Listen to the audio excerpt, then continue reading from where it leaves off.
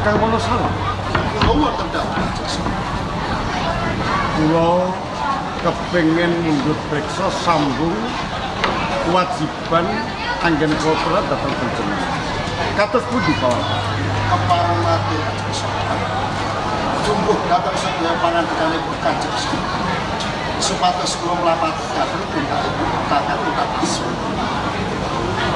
Wedal menika sampun kalampah. Nanging kemanipun wonten sak tengahipun marang. Kula dipun cegat kalian sedaya para siswa wonten ing Kandosolan. Malah boten namung menika. Jebul ingkang badhe nanjengaken perkawis sedanipun. Guru Agung Siti Jenar menika malah Bupati saking Grobogan Sosro Kusumo. Dadi Bupati Grobogan Sosro Kusumo. Nggih, kula rinten sarane alis tambahipun tetep boten kersa badhe tingkah wonten ing Kasultan Mapunto. Satempat dados pastor ya. Peputonipun dadosaken peperangan ingkang rahmat utuh. Emanipun kula sedaya para prajurit wonten ing Kasultanan Pak Bintoro boten wawi peranggulan kapeksa kula putrang. Nek ngono ateges prajurit Demak Bintoro pandherekku padha kalah. Laras Cepakno titianku tak adepane dhewe ora.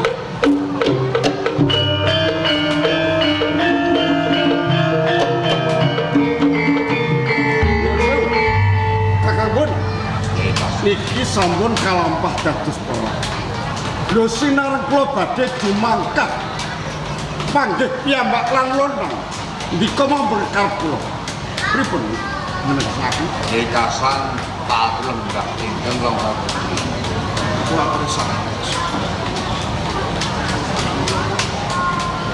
Yayi Raden Kasan. Ampun ngantos kalentu ing panampi menawi kula ngiyas kalian Kanjeng Sultan Patamukama. Kula yakin sapa sing ora weruh lan sapa sing ora ngerti alam bubuhipun negari Majapahit. Yai Kasan ugi madeg Senopati perang ngangge jeneng Senopati Jimbun Ningrat. Upama kalakon tanding sak londang asmara Yai Kasan yen menang boten kondang ning kalau gajah cerwi Yai Kasan. Kakang ngono. Niki mboten perkawis kondang lan boten. Ning niki sambet katenteman Demak Bintoro. Lho nek pakartinipun lontang kados ngaten. Niki mau diumbar. Lajeng kados pundi swasana ing Demak Bintoro. Kejawi yen Demak menika boten wonten tiyang ingkang dipun pitados. Demak menika wonten satunggaling jago ingkang perlu dipun dalaken saking kurungan. Boten tiyang sanes ning kalebet murid kula Raden Sahid nggih Sunan Kalijaga mangke dipun timbali mangparing dawuh Kasan. Nuwun sewu. Menapa saged dipun pitados Kakang Kalijaga ngripih penggalipun lonrang? Tobi dipun jauhin mangke kersa. Nggih, nggih. Prajurit kowe tedhak ing Kadilangu Kakang Sunan Kali tak piji supaya mangarsa.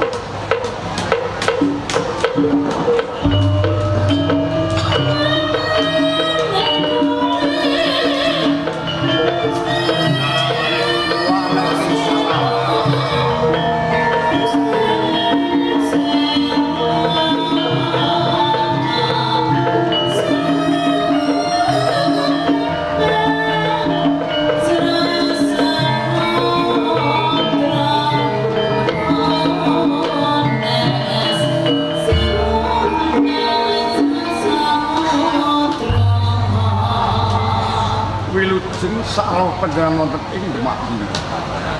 pikantuk berkah dalem Kanjeng Sultan sowan kula wonten ing Pendhapi Demak Bintara kalis ing sambikala tansah slamet namung bekti kula katur Kanjeng Sultan. Nggih.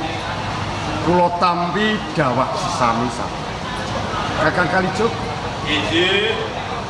Mbok menawi kaget raosipun Kakang Kalijaga kalenggah menika kula piji supados maras. Tuhul leres dadosaken pitakonaning manah kula. Lajeng kula kautus marak sowan ing Pendhapi Agung. Mila saking menika Sultan selak notol jroning manah kula lajeng wonten dawuh menapa menggaing kula. Ngaten nggih, Kang. Nggih. Ingkang ngersakaken panjenengan kedah raweteng pendopo Demak iki mboten pribadi. Nanging wonten kini sepuh ingkang ngersakaken panjenengan kedah wonten Demak iki. Oh, ngaten iki. Kakang Bonang, ingkang panjenengan kersakaken sampun lenggah wonten ing sisih panjenengan. Monggo. Fatimah. Anakku bocah bagus, bocah ganteng,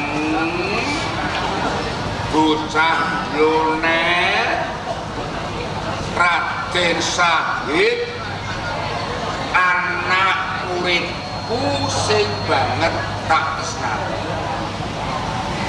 Iki rak kene ya Gesek. Kowe teko nyang Demak iki ora tak selaki. Kowe tak tonjol-tonjolke. Kowe tak umblukno. Ora lembur sing bekti lan kejaba mung anakku Raden Sahid. Kira ngene. Demak iki lagi ana kisruh. Kisruh ing Demak kuwi ditimbulke lan lontang asmara saka ing kutha Semarang. Sumbring perkara lonangku ya ora narimano perkara lho wong mati kok dadi asu belangnya. Janggep angka loro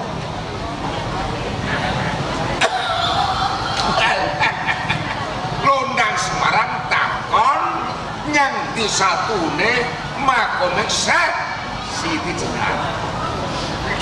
Yo tak kuku merpek wis dari keputusan. Nek amek kurang golek gonku kondo lan Londang. Ora trimo. Kira umum. Londang ngumbah swara sak wanci-wanci jroning sapan dina ora tak duduh makom Syekh Siti Jenar.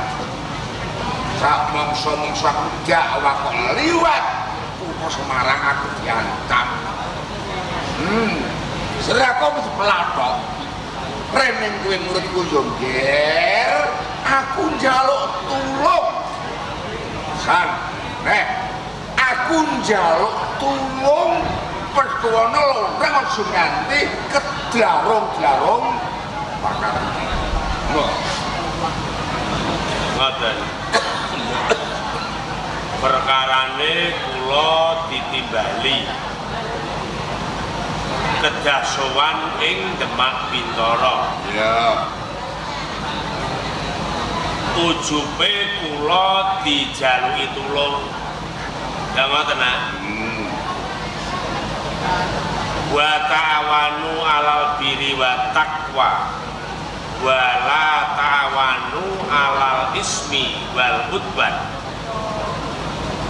Tulung tinulunga sira jroning kebagusan, aja nganti tetulung jroning dedosan. Iki patokan kula sing utami nggih. Ya. Pangandika panjenengan wiwitan hingga pungkasan. Wiwit ho nganti ngo. Panjenengan ngendika nek Demak Bintara lagi geger. Ra ngoten. Gegerin Demak Bintara ditimbulake Londang Semarang gugat perkara gurune Siti Jenar diwarak-warakno nek Siti Jenar mati ngoten. Lah matine Siti Jenar malah swara sing wis kondang nek matine Siti Jenar dadi asu belang yuyang ngoten to? Ya. Sing ditakoki ora sapa-sapa, sing ditakoki sampean. Ya. Londang tetep ora trima. Kepengin ngerti makome Siti Jenar. Ngoten ah. Lumrah Londang kuwi murid, Siti Jenar guru, ibarat bapak karo anak. Anak kepengin bekti karo wong tuwa, najan wong tuane wis mati. Nggih. Londang Semarang kepengin ngerti makome Siti Jenar. Sing ditakoni ora sapa-sapa, sing ditakoni nggih sampean melih. Ya. Sampean semoyo karo Londang ya. Semoyo selapan dina. Jroning selapan dina nek sampean ora iso nduduhno makome Siti Jenar, sampean diancam Londang ya. Sak mongso-mongso, sak wanci-wanci sampean dakwah siar agama liwat Semarang. Sampean diancam Londang ape diplatok sirahe ngoten. Ya. Gampang niku.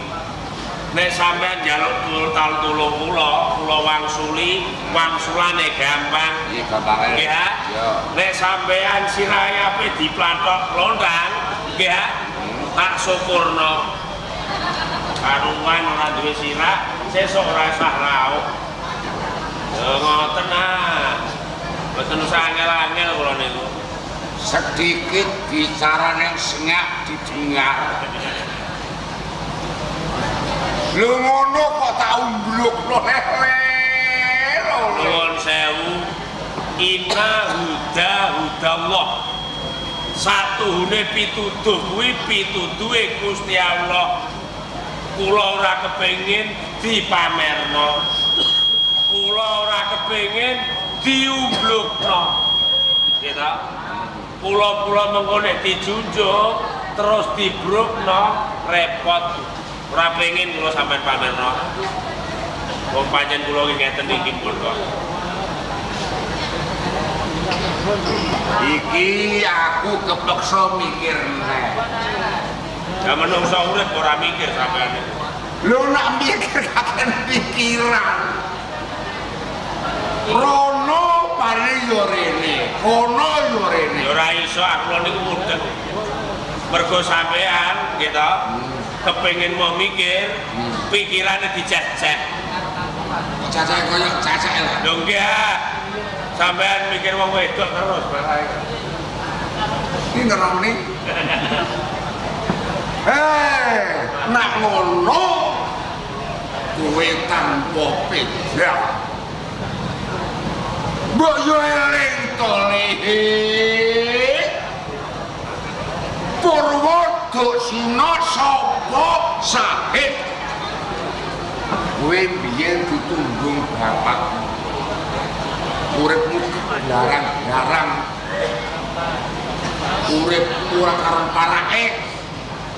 Kowe brandal, kowe kecu malih nganggo brandal Lokajaya.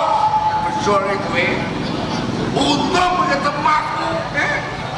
bareng kowe ketemu aku kowe tak kumbah akhlakmu, kowe tak belas sejawamu.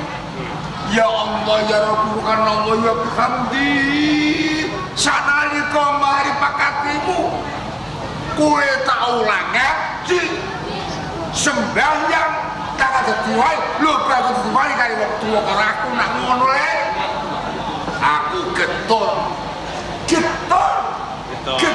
duwe anak murid kowe keton tenan betul aku lumrah tembung getun kuwi mesti tiba buri ora ana getun tiba ngarep monggo nek sampean getun kalih kula dupeh biyen kula niku tilas maling tilas brandal kula tilas copet sapa wong Jawa sing ora ngerti ceritane brandal Lokajaya ya kok ngerti niku kula gitu ketemu kali sampean pek murid sampean baiat dibilasi akhlake dikumbah jiwane dadi jangepe wali teng tanah Jawa ngoten ya saniki sampean getun dupeh duwe murid kali Joko biyen maling biyen copet biyen brandal oleh buka maling elek nggih oleh buka brandal nggih elek elek ning saelek-eleke kali Joko ijeh elek sampean ose lho nggih kowe niku jujur kok aja wakon dakwa aku dakwa aku kuwi ustaz percaya kula aku iki gurumu kowe yo kok mbok salahku ngeten nuwun sewu elek-elek kali Joko ijeh elek sampean dasar kula maton apa saniki kula tak takon ya kula kali sampean iki dulunge napa lungguhe aku bapak kowe anak kula anak kowe murid aku guru kula murid sampean guru ya saniki kula tak takon nek ana murid bajingan ana murid maling terus gurune napa ngoten niku gendok lha nggih sampean ngomong dhewe lho dene iki gurune gendho niki gurune maling niki sampean iki nek omong angger gladrah angger ngucap sapenake dhewe nuwun sewu lho nggih ma yu'minu billahi wal yaumil akhir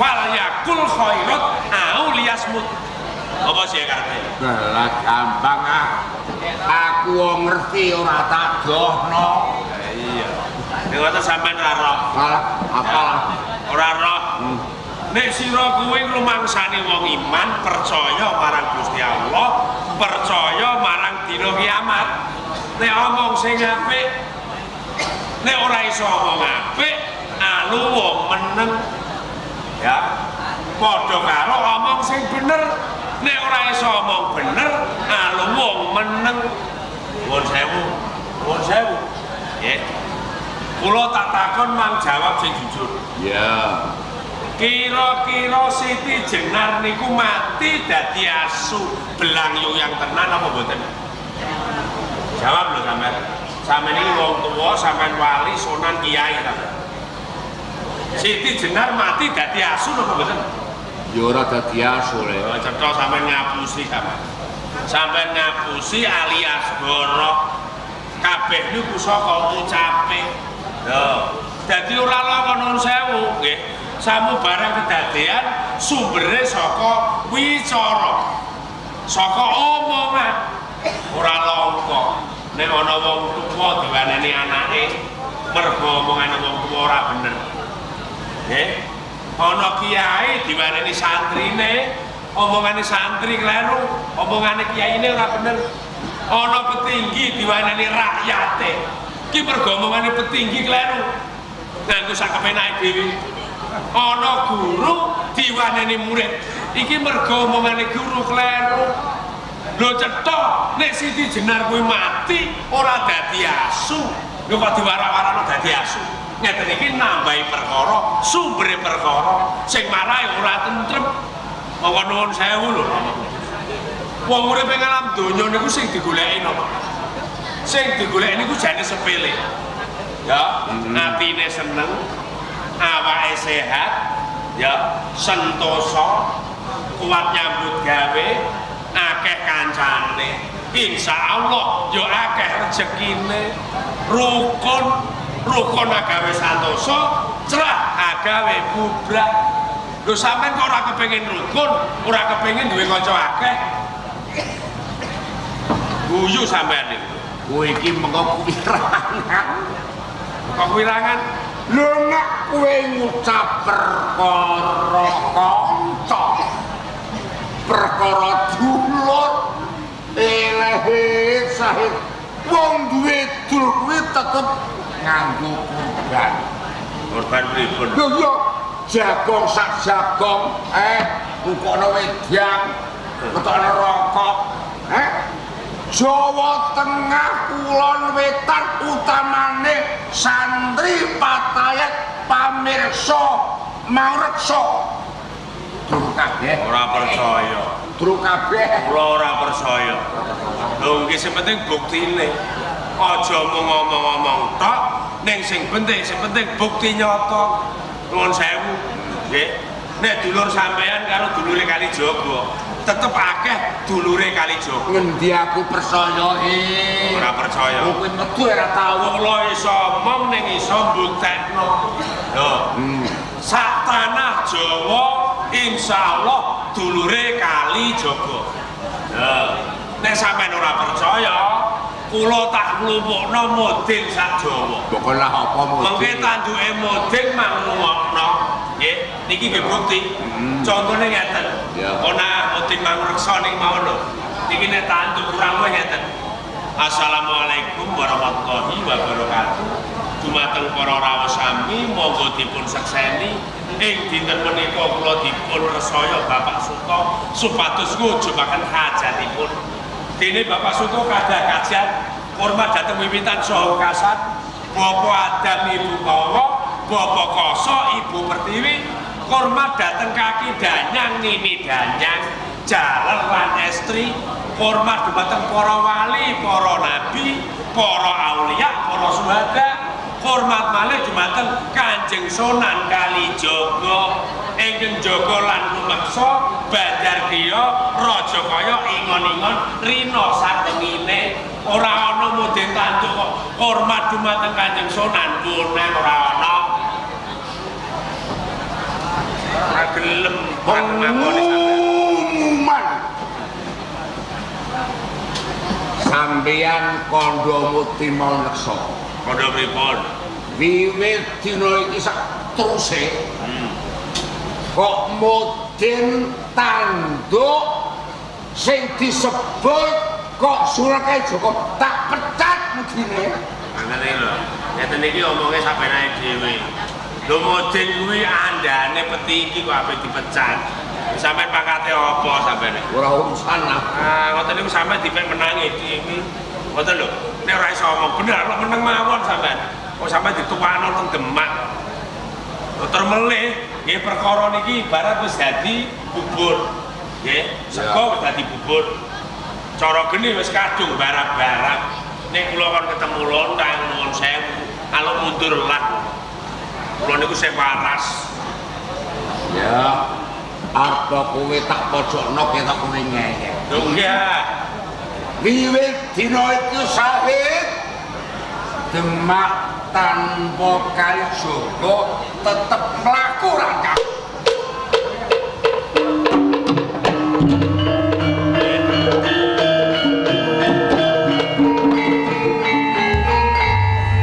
kenapa ning jane ya ora pas ora nggone wong sampean kali kula niku cara saniki pangkate niku padha ya sampean dewan kula nggih dewan cara saniki sampean DPR kula nggih DPR lho karo kancane dhewe kok pecat-pecatan mergo kowe nggih sing lantik nuwun sewu kudune sing mecat sing dikuwasa sing dadi pemimpin wong sampean karo kancane padha pangkate kok pecat-pecatan ora umum ngoten niku ngono ya mergo padha DPR kok pecat padha dewan pecat-pecatan lho nggih niku nek lalat nganggo hukum sing bener. Yai Gusti Sultan Alam Akbar Kang Gunang sampeyan niku kalbu murid kula nggih IP kula. nggih Sing duwe kuwasa sampeyan. Ora kidang sak pengenang sak menika kula nyuwun ngambil sekedhap kemawon panguwasa badhe sendiri. jenengan saya wis sadaripun Nggih. jeneng kuwasa niki jane ya ora entuk disilih-silihke ning kula niki ngrumaosi kula bodho mang pinterke mang PIP mang entukke diajeng murtosiah niku nggih keng sampeyan ning niki namung sawetawis lho nggih Nggih. sekedap kula paringaken Rungu kowe le. Rungu kowe. Bona. Ora ketang sedhela aku diwenengake panguwasa. Dadi wong duwe kuwasa kuwi ora peduli. Saiki aku atas nama panguwasa Demak. Demak tanpa kowe sae tetep mlaku le.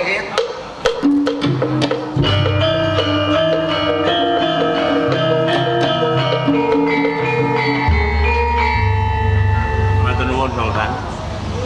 Nek panguwasa sampun dipun silihaken kali Rama Bonang. Ateges sakniki kula mun mboten makarya minangka saka guru, nggih minangka dewaning ulama ing Demak Bintara. Mboten napa-napa. Kula ikhlas demi Allah lahir batin, gitu. Nek perlu bayaran kula ora usah sampean bayar. Bonah wena Sunan Bonang. Ben go wayah neh wis salah. Ngono kok tenan ta ora le? Lahir batin kula. Bonah pek bayaran kula. Regel ah. Estu pun. Mengke bayaran kula 3 sasi wena Sunan Bonang nggih. oh nggih Nggih, nuwun sewu. Rene kula sampun dipun pecat, mboten dados dewan, mboten dados saka guru kula legowo. Nggih. Nanging kula namung badhe matur kersanipun dipun sekseni Sagung Santana ngersa dalem kawula sakukupan Demak Bintara. Nggih. Wa man dolamnahum walakin dolamu anfusahum. Gusti Allah kuwi ora bakal nganiaya marang umate. Nanging umate dhewe kang nyengsarano marang kapribadene. Nggih. Kine cara tembung Jawane, nggih.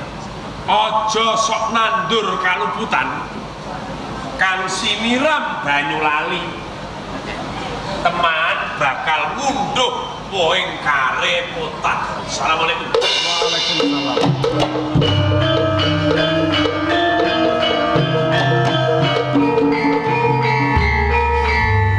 terus niki pun malem nggih jenengan sing sampean tonyol-tonyolke sing sampean jago nyatane pripun mopo to lajeng sinten malih ingkang kapitados nyemutake dhateng Lontang Anak niku nggih ana sing pinter,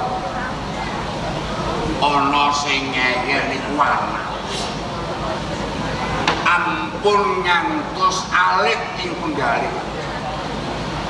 Demak ditinggal kae Joko tasih 8. Kata tekso.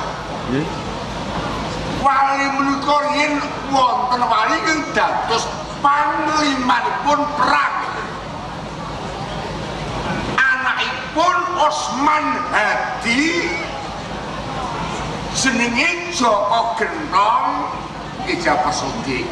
Nah, nggih niku kemawon Sunan Kudus dikalungi Sekarinote Pratandha dadi Senopati. nek panjenengan pitados nggih Nggih. salam Kula wonten dampak tekso. gue temeka ing Pati Kudus ketemu lan Kanjeng Sunan Jabar Sugih. Ya wiwit kalenggan iki lumantar Kang Sira Jabar Sugih tak wisuda pinangka senopati perang kandhakno kang dumadi ing Demak Bintara supaya ngelingno marang pakardine Lontang Asli. Namun setika dawuh Angklapa. Sawetawis kula nyuwun pamit nindakaken pakaryan menika. Sing hati-hati. Romo Sunan. Monggo pasuraken barang.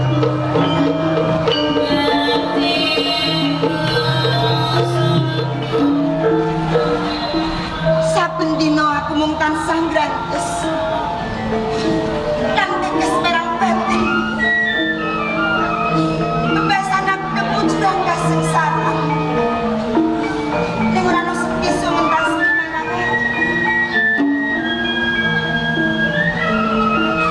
Apa koyo iki selawase? Apa jeng kepiye?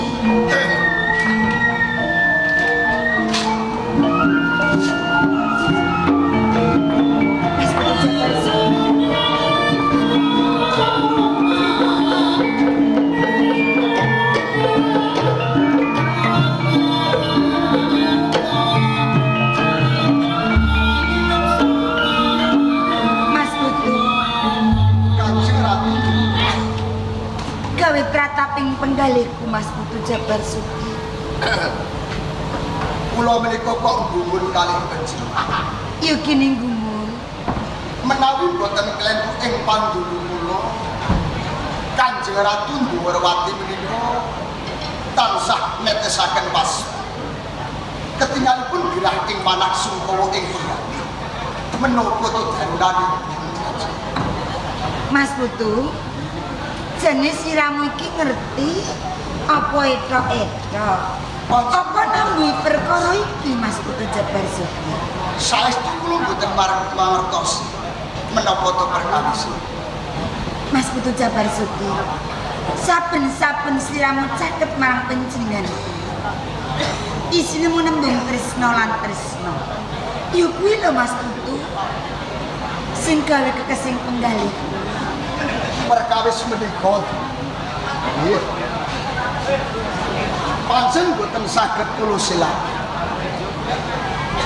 lan boten saged kula tutup-tutupi malih menawi kula tresna lan Kanjeng Ratu Ndhuwarawati pandhadan kula mugi karsa Kanjeng Ratu Ndhuwarawati leladilan menapa to kirangipun mapan ing panti kudus samu barang menapa kemawon sampun sumepak lan sumawis menapa ingkang dipun kersakaken Kanjeng Ratu Ndhuwarawati tertamtu saged kula pinangan.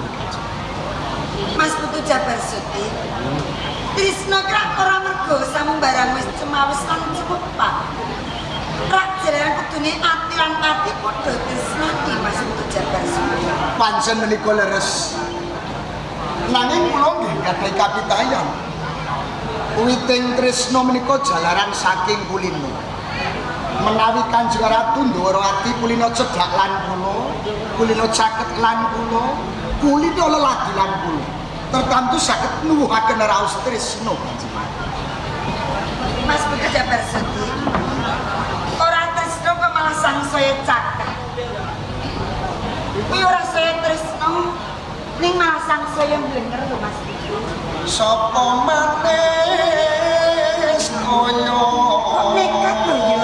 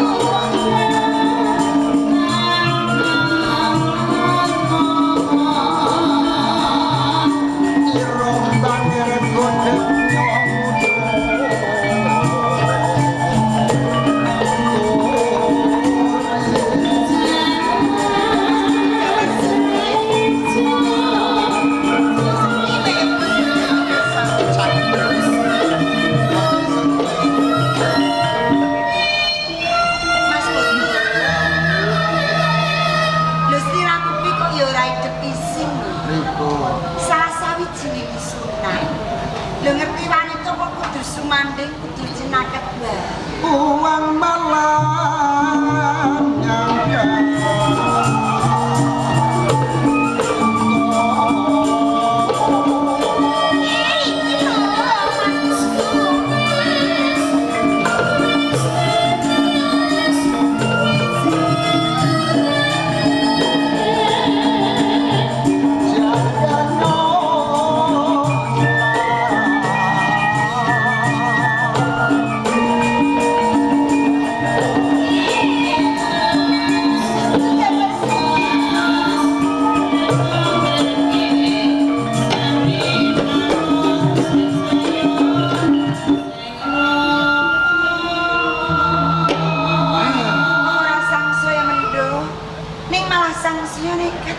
Putu Jabar untuk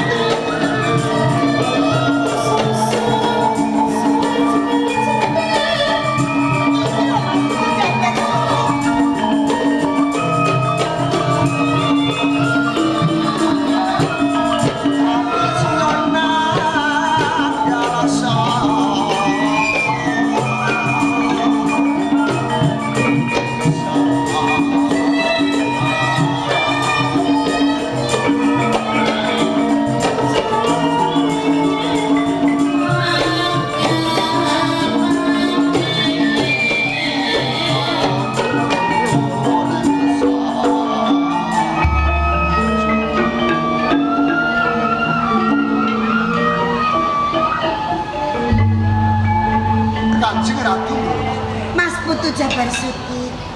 kula rewangi pindhangit yang edan sing tinabu ngerais katresnan lan Kanjeng Ratu Ndorowati nanging sethithik kemawon kok boten gadah raos welas kaliyan Mas Putu.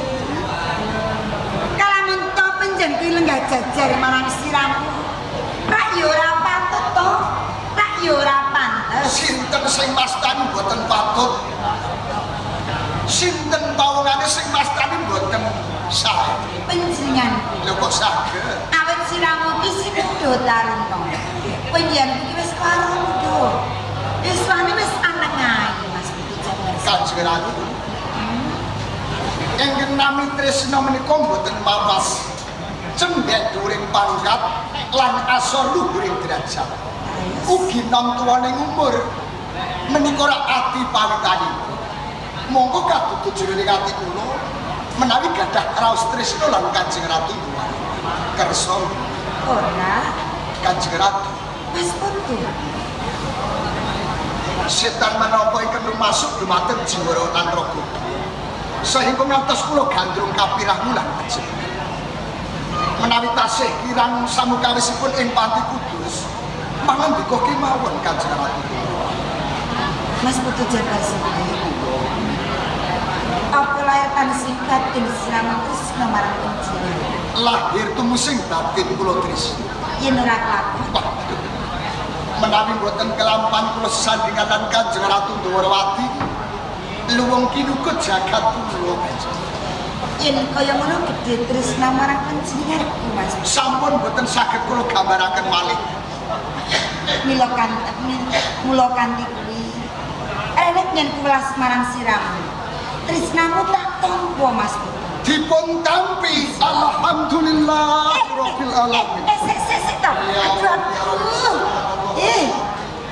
Wis mundu apa durung? kula wau nggih sampun wudu iki ra batal kula Ya mesti wae batal. mergo sampeyan iku mboten muhrim kula Bener. gampil mengke kula wudu malih Seneng mundu ya siramu. Mas Putu. dawuh Kabeh iki penjenenganku durung rampung anggone pawangsul. monggo dipun lajengaken Mas Putu Jabar Suti, penjenenganku saguh dadi garwamu lan lati marang siramu. Nanging penjenenganku duweni pamudhut Mas Putu. sampun limrah menawi wanita kakersakaken kakung menika anggade panyuwun menika sampun limrah pun manandika kemawon menapa nyuwun dipun damelaken griya ingkang magung meraga magrong-magrong sing tingkat 3 Ora, Mas Pices Raja Brana uga dudu, kalung sing rantene sak gedhe sepur uga ora. sing gedhene sak rantai sepur Mundak kabutan. menawi boten kula ngertos menawi Kanjeng Ratu Ndorowati menika nyuwun titian ingkang sae pun kula semataken toya taras Jejer-jejer. Xenia Kari milih, kari milih menawi tasih kirang menapa nyuwun Pajero Sport Fortuner tasih kirang malih kula ngertos nyuwun alpat. Ya. Iku regane sak miliar langkung. Pun cuma wis tempati kudus Kanjeng Ratu. Mas Putu Jabar Sudi. Dudu kuwi sing tak kersaki. Pamundhutku mung sawiji. Menapa Kanjeng? Saguh tak pundhut garwa nanging pamundhutku kepengin tok wayuh prawan semengit saka desa Ngribit. Prawan semengit.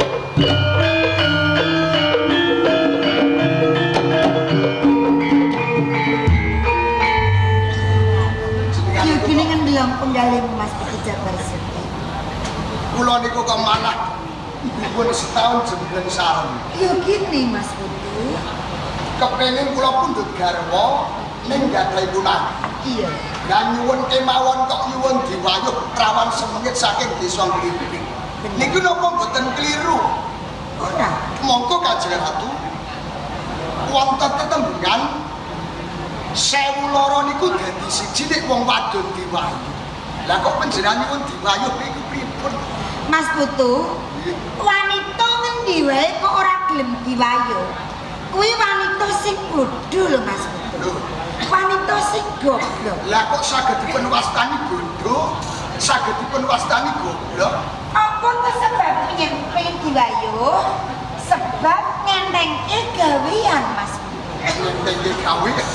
Liripun kados pundi kok saged ngentengke gawe? Umpama to garwa siji, ya to mijeti. Iku gawe Sing samiji bisa latih daran lan kunjukan. Dadi enteng gawean. Menawi kula rasaken kok leres. Nggih. Kula sagahi Kanjeng. Tenan. Yen kaya ngono Mas Putu Jabar Sudi, penyen ora bakal nguncati wecu janji-janji. Kala mentok esuk silang boyongi prawan semengit sumut desa Ngribit. Sore penyen kudhaup marang siram. Ibu kosok balen kaya mangkono. Al waktu dainun. Janji niku minangka utang. Kaya mangkono. Ampun Citra lho. Nggih. Tak enteni yo. Besok kapan anggen ya boyongi prawan semengit sumut desa Ngribit. Esmanipun Kanjeng Ratu. Ya Allah, ya Rabbi subhanahu wa ta'ala. Kanjeng Ratu. Waduh, ya Allah. Kanjeng Ratu Nurwati, Kanjeng Ratu. Sansaya tresna jroning patos. Amrata kados pundi kula tetep budi.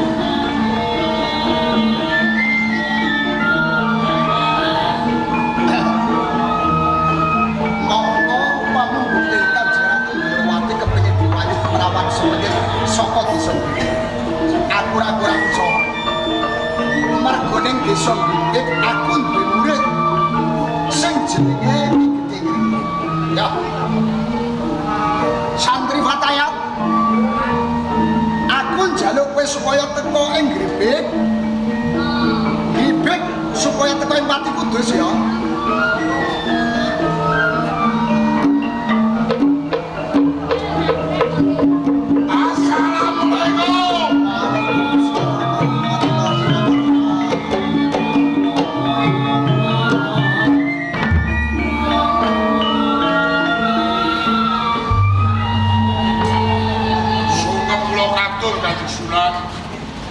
Wis tak tampa tiba sepodo.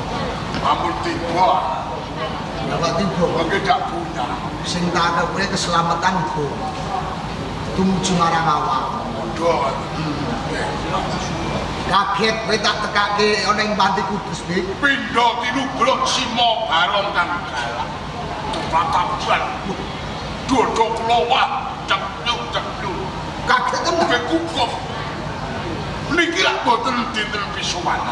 Lho, Wonten satunggalipun santri teka wonten ing rombok kula Ngribit supaya kula ngerti. Nek kula lumut, kula salah, sedina becik kula njaluk ngapura. cekane iki halal bihalal. Mumpung isih sawah. Nggih. Ya kuwi luwih prayoga, Dik. Ning ngene, Bek.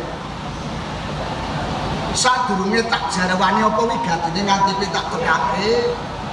Gripek kuwi saiki Malah pikantuk berkapasulipun Ustaz Kudus Romo Kiai Jabar Suti. Biyen gripek gone wong geblek. Oke. Jadi wong bubrah, wong bento ngalor kidul gaweane botol. Isine muncul warak. Samunipun dados murid wonten Panti Kudus. Ora kita sithik akhlak kula biyen gandosi. Jiwa kula biyen dandani. Ngantos kula ketok tular kalian tangga tepal. Gripek basis Islam. Sedaya mubalik. Dhisik akeh sing pekok, Oke. akeh sing bodoh goblok. Oke. Saiki basis Islam. Oke. Buktine apa, Be? Nek kirang percaya tak aturi tindak wonten ing Gripek. Gripek niku wonten 17 RT. 17 RT. Saben sak RT gadah musala. Apik. Niku karep kula nek payu aja kula dol. Lah wong musala kok didol gini. Ayo.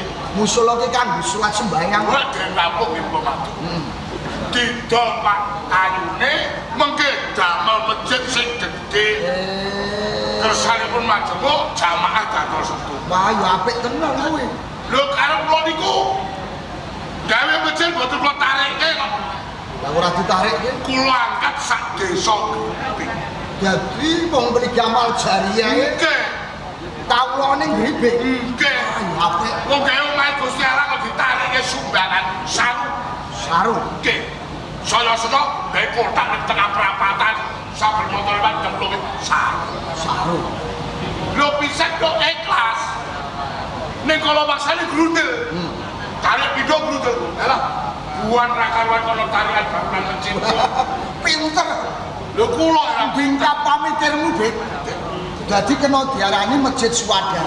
bangun niku kalih mlampah. Aja terus sampe sithik bapak sithik.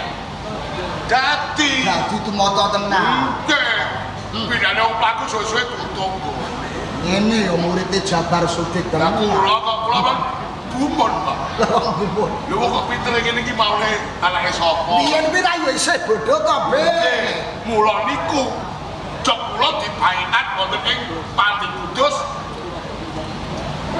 Letik pamitirmu. Nggih, nggih iki mletek tonoli pitik kok. Jagung kuwi kok dicotoli. Lah niku jane enten kok. Ngene. Yen to Islam wis ngrembaka ning Gripek, iki pancen sing tak gadah. Nggih. Aja nganti kawula ning Gripek isih bodho. Urung ngerti babagan agama Islam.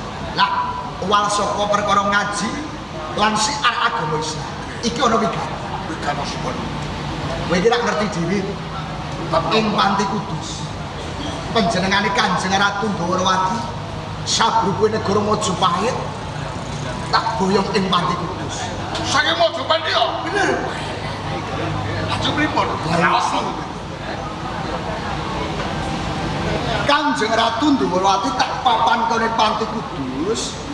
Kekarepanku rak tak karsake tak pundhut dadi ganti. Nggih, budi boyongan. Niki aneh. Anakipun Kanjeng Ratu Ndawrawati iki duweni penjani. lumrah. Lah kono ora. Saya-saya niku randane ratu. Ana si Gagah Suta Siwaru niku pek wong lanang duweni panjaluk kok. Napa menan niku randane ratu. Pancen kudune ngono. Nggih. Wong wadon dipek bojo wong lanang duweni penjani. Niku pun pas. Kuwi lumrah. Ning panyuwune Kanjeng Ratu Ndawrawati ki ora kaprah. Lho, kok mboten apa? Lah apa ana to, Bik? Lah Kanjeng Ratu Ndawrawati kersa tak pundhut garwa kok njaluk diwayu. Diwayuk. Diwayu, Bik. Astaga bircap kunci. Hehehe. Astagfirullahaladzim. Lah kuwi Nek sekolah dari siji lho. wis tak elingno, Bik. Pindane lambe setumpang kari samar. Ane dulu saya mau sedaya wong sampe dados pagi. Pamuk. Kan biasa kudu mboten. Lah iki sambung karo kuwi, Bik. Kok kula Monggo pangandikane Kanjeng Ratu Ndawrawati kersa tak pundhut garwa iki njaluk diwayuh perawan semengit saka desa Gribik. Perawan semengit saking Gribik. Bener. Sama njaluk pirang truk. Lah kok truk-trukan ana samu? Lah warga ngono nek esuk diangkuti truk. Kuwi lek karyawan. Nggih, tengone senior, sukun, Dua kelinci. jarum. Itu kerja nih. Gini, pripun? Sing tak butuhke iki duwekeng wanita sing isih perawan diangkut truk kerja ning pabrik. Kuwi ora. Mung siji perawan semengit saka desa Gribik. Kok sagae. Beres. Gampang lho. Lho. Kok gampang beres-beres. Lho nek perawat semengit anak kula, anak bojo kula. Nane. Nah, salah den ngetos. Sampeyan miring anak kula, jebleng serendeng, umur setahun. Wah, ini tenane. Iki nembe miring jenenge. Melati Sari. Anakmu kuwi Nggih, jenenge Melati Melati Sari. Sari. Lho, sampeyan roh pipine. Kaya ager-ager. Wih. Wong kula dhewe men kepengin. Upama ager-ager kepengin. Umpama pangan. Ayune anak kula saligar jagat. Tenane. Seligar jagat. Nggih. Melati Sari kuwi. Nggih. Sing seligar jagat dipek wong Sitirjo. Candi, Rimasan. Rimasan, Rimalang, Mangen, ya. Seligar jagat. Yo, seligar jagat. Mangun reksa ya ento. Nggih, seligar tunggale ya. Karangawe. Karangawe. Gendol, Gedhok. jegerok, Sengkirot. wis sing separo dipek anak kula dhewe. Wih, diam tenang. Tripingita, boten ate medal ning omah. Melati Sari anakmu. Nggih. Wih. Wingi melu boe ning gone pasar Kliwon. Dilirik wong lanang, mulai ketisen 4 dina. Ya kok dilirik kok malah Wedi mboten nate wong lanang kejaba bapake. ora nate metu saka omah. Nggih. Wah, kuwi cocok. Apil. Cocok. Perkara anak kula aja dikersaki. Kula niki mau bodho dadi bener, dadi murid panjenengan, mala dadi apik. Kula mboten jaluki napa-napa. Ini iki lho. Kula mboten jaluki are pajero mboten. Wong wingi tangga kula njaluk pajero malah dikeki patok jejer loro kok. Sembrono. Kuwi sanepan kok Mboten jaluki Mas Picis Braja. ngene iki lho. Ngatonke murid bekti karo guru, ngatonke anak bekti marang wong tuwa. Dijaluki tulung ora njaluk sembulih apa-apa. Mboten. Pinter. Ning bojo kula geno mati ingkang. Kuwi ya padha wae. Mboten kula. Lah kowe karo bojomu sakeluarga kok jaluk tingkat gampang. Apa sing mbok jaluk bakal tak turuti? Waton anakmu Melati Sari enggal kok gawa ning pati. 40 dina Melati Sari kok boyo ning Pati Kudus. Janji. Tak rani. Mboten kula langsung. Ayo ngono. Udah mulai. Assalamualaikum. Waalaikumsalam. Ajine. Lato sapi pagi kok.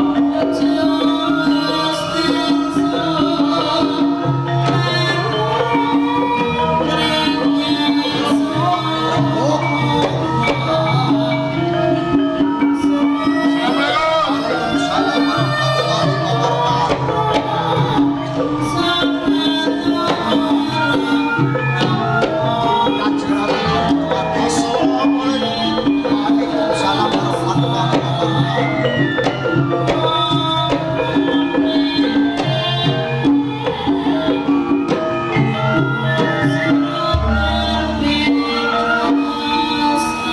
Gusti Patih Wonosari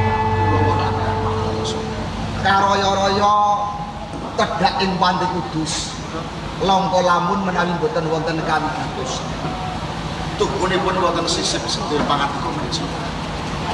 Pundi dawuh Kanjeng Sultan Patah ingkang Sultan Mahkota. Sepatus kula pinanggilan Kanjeng Rama Jogja. Tuhunipun wonten wigatos ingkang kedah kula aturaken kunjuk rasanipun Kanjeng Rama Sultan. menapa wigatosipun enggal kersa pangan Jumbuh dateng swasana wonten ing Kasultanan Demak Bintoro. Wedal menika Kasultanan Demak Bintoro nembe kemawon boten. geger Leres. Boten tentremipun Kasultanan Demak Bintoro menika dipun tuwuhaken kawit saking pakartenipun Kakang Londang Asma. Lontang sing saking Semarang niku. Laras Rokoso. Nah terus perkawisipun menapa kok ndamel gegering Demak Bintoro? Jalaran piyambakipun boten narimakaken perkawis sedanipun Guru Agung Siti Jenar. Ingkang rikala semanten kapancung wonten ing madaning Allah. Kula niku pun ngira. Nek patine Siti Jenar iki kalebu murid-muride Lontang Asmara Kebu Kenanga ki bakal ora narimake. Ya. Kula ngertos Gusti Pak. Ajeng Pramila keparengipun Kanjeng Sultan Patah ingkang Sultan Demak Bintoro wiwit wekdal menika Rama Sonan kawisuda pinangka dados senopati perang. Kapurih ngendhekaken dhateng pakartenipun Kakang Lontang Asma. menawi perkawis geger sampun dumadi ing Demak Bintoro ingkang jalare menika Lontang Asmara saking Semarang. Kula jejiripun wali dewaning ulama ing Demak Bintoro. Sinaosa kewajiban kula menika siar dakwah agama Islam nanging kisruh lan ruwet renteng ing Demak Bintoro menika nggih tanggung jawab. Nggih kula sagahi Gusti. Matur sembah menika Sunan. Rene sampun wonten kesakron saking panjenengan. Pramila sapatawis kula nyuwun pamit wangsul wonten ing Sultan. Namung ngiraken sedaya. Assalamualaikum. Waalaikumsalam warahmatullahi wabarakatuh.